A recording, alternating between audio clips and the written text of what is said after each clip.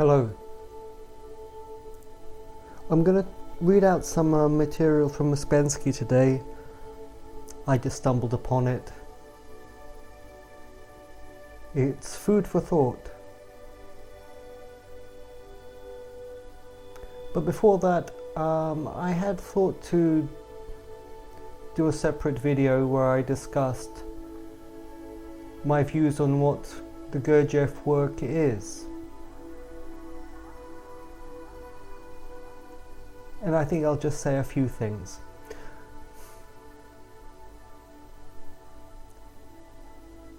One is that I don't know how many students there are left of the Gurdjieff tradition, nor of the Ouspensky tradition.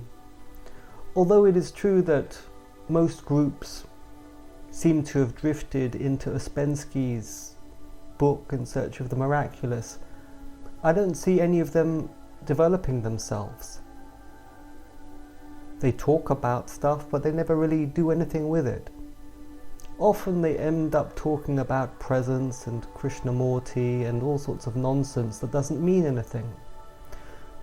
Many groups, they talk about conscience or what's the origin of the teaching. If only I could find the origin of the teaching. Gurdjieff isn't good enough for me. I need to find the origin of Gurdjieff. Who did he learn from? And once I find Gurdjieff's teacher, then I will ask that teacher, who did you learn from? And so on. And this is the way the false self is. He is unable to understand how to work. So there's all sorts of distractions, aren't there? What's the origin of the teaching? If only I could get the gist of the teaching, then everything would be okay. You know, in Buddhism, those ancient lectures that Buddha gave, people don't read them either. They don't read them, they don't try to understand them, they sing them instead. And perhaps in the future they will put them on wallpaper, or use them as toilet paper, or maybe they will print off the sutras and they will try to cook them, eat them.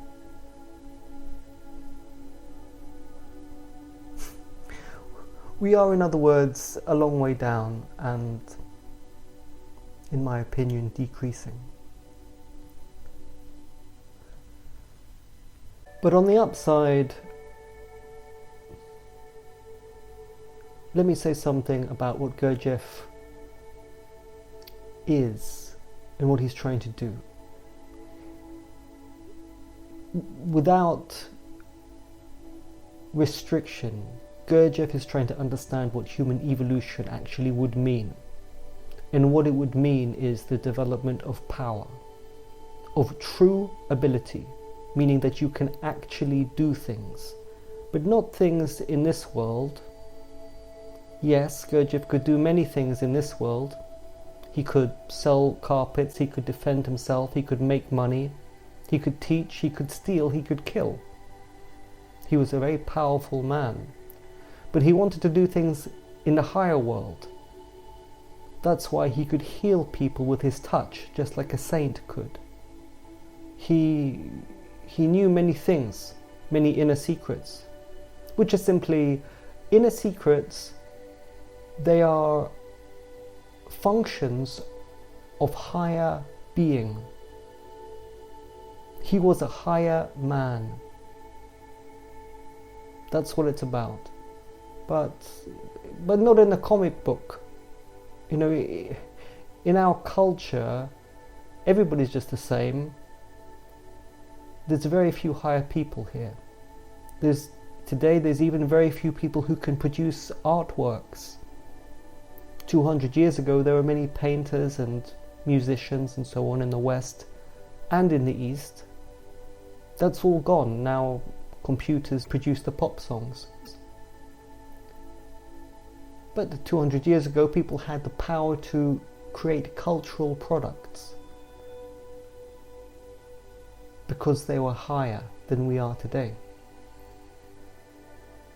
But Gurdjieff wanted to go yet higher and develop powers, cities, what we could call mysticism and so on. But he understood how to do that and how they are simply, literally, higher faculties. That's all they are. They are higher faculties.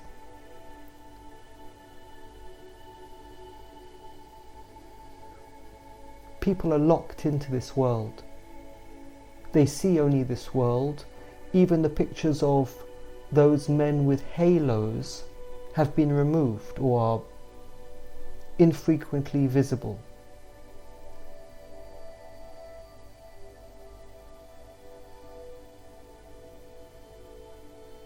In the days of the classical civilization, Roman and Greek, they would talk about warriors, Perseus, about the Gorgon, about Leviathan. They knew something about the subconscious world. All these things have shrunk into the modern world.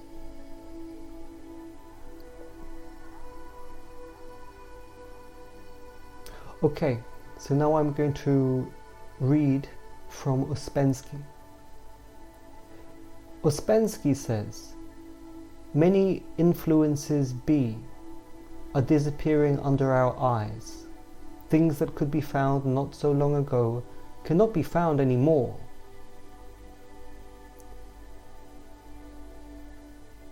He says that the work is the most important thing for those who understand it. We must make it go on and not expect any help from life. We must go against life, do everything ourselves. We cannot think that there is plenty of time, that if we do not do something now, we will do it next year. For next year, things may be different. And those higher influences, they survive only in a certain form.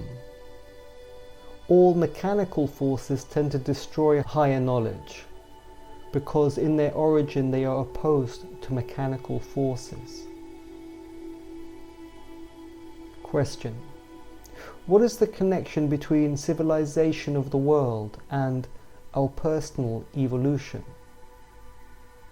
Ouspensky says, we do not realize that the beginning of many activities in life is the work of conscious people. We think that all the work we see was begun and continued by people such as we are, by sleeping people. But sleeping people can only accidentally invent something useful. And they invent both useful and harmful things with equal pleasure. They cannot distinguish the one from the other. If we accept the word civilization, it is the work of sleeping people. So there is no guarantee. There may be civilization today and barbarism tomorrow. Supposing that what you are or somebody else calls civilization destroys influences B, and you find yourself surrounded by influences A, you will have no chance. And indeed, what we ordinarily call civilization does destroy influences B. Revolutions destroy, wars destroy, civilizations destroy, everything destroys esoteric influences. For instance, schools have been destroyed by wars. That is a well-known fact.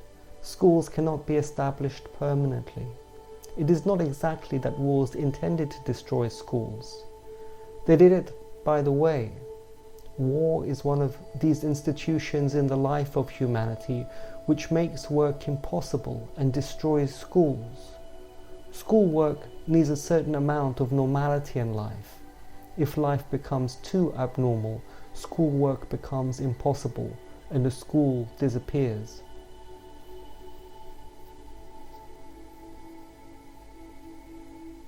I would say that if you see in India, all that remains of ancient schools in the Indian culture is that red dot on the forehead that marks the center of the soul,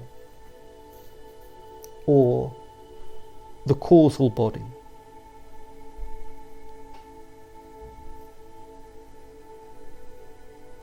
Although in the nether regions of India, schools still do exist. But you have to have the attitude that if you go to India, then you must be the one who does 10 times more work than everybody else. But there's certainly, it's easy to find in India bookshops full of esoteric books and yogic practices. So you have to be the one who takes those books off the shelf and does it and finds it. It is the same when you go into the church. You have to resurrect the church when you go in there, because everything in time is always in a state of decay. It is the same when you receive an interesting book in the post. Unless you make the effort to bring those words to life, they will not live. You have to do it. You are the anvil of creation and the anvil of your own spirit. And if we go back to what the Gurdjieff work is, there are people who talk about conscience and presence and all these empty words that can never be checked.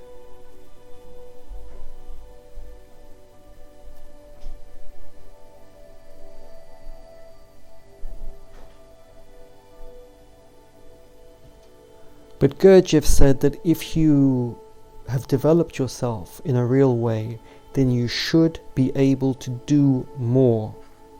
That is something that it's hard to understand today because of our spiritual inheritance, especially in the West. People don't know how to become more than they are.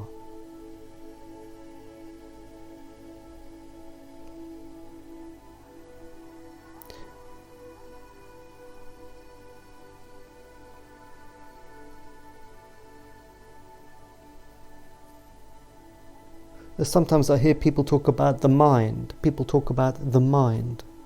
My mind is killing me. I wish my mind wouldn't talk so much. What is the mind? Which particular part of yourself are you talking about? Because when you think actively, that's one thing. When your mind just spirals on its own, that's a second thing.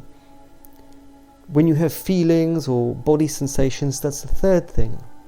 Sometimes it's almost like you're in a state of dreaming. That's a fourth thing. But people just say, oh, my mind this, my mind that. I mean, stand back and look at how dumb our whole culture is.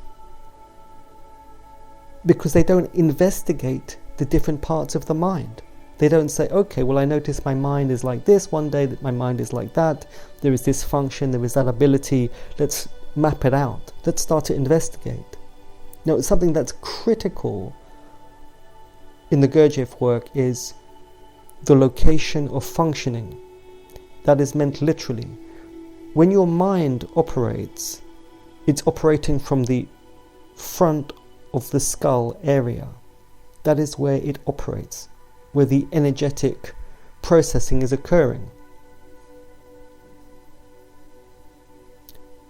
When the intelligence of the body is functioning, it functions through the spine.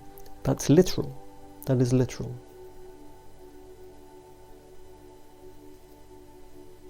And so on. And this kind of investigation is very difficult for people. Most human beings are unable to distinguish these things.